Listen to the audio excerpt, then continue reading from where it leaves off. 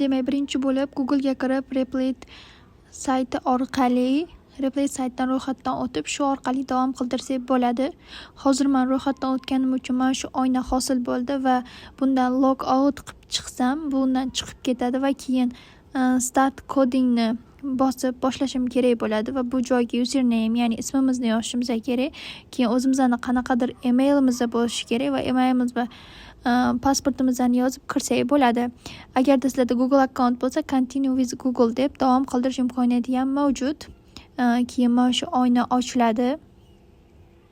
Demak, birinchi qiladigan ishimiz bu create replay orqali faylimizga nom berib olishimiz. Bunda ya'ni ayni asosan proyektlar qilish uchun mo'ljallangan va bu joydan biz o'zimizga kerak bo'lgan dasturlash tilini tanlashimiz mumkin. C, Python yoki Java yoki C++ shunga o'xshash dasturlash tillari mavjud va biz hozir C dasturlash tilini tanlaymiz va keyin bizlar title orqali o'sha qilayotgan ishimizga nom berishimiz kerak bo'ladi. Biz masalan C++ dasturlash asosi deb nom berib o'tsak bo'ladi. Va bu nomga ham e'tibor berib qo'yganingiz yaxshi va bu agarda mana shu replace in public ni bossak, bu pulli varianti bo'lib ketadi. Ya'ni qilayotgan ishingiz hammaga ko'rinib turadi. Hozircha bu shart emas va biz create replay orqali yaratib olamiz. Va keyin sizda bir oyna ochiladi va bu oynada siz kod yozishingiz va konsol qilishingiz mumkin. Mana hozir main faylni ichida bu oyna ochilibdi. Bu birinchi oynada biz kod yozamiz va bu joyda esa qilgan kodimizni chiqarib ko'rib olishimiz mumkin. Bu yashil tugmamiz esa run qiluvchi tugma hisoblanadi. Hozir bu sayt bizga o'zini odatiy kodini chiqarib berdi.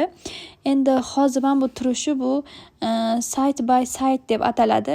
Bu hozir bizga udobniyroq variant, ya'ni ko'proq joy olib olishimiz mumkin va bu qora ekranimizni, ya'ni konsolimizni pastga tushirib ham qo'yish imkoniyatimiz bor hisoblanadi. Buning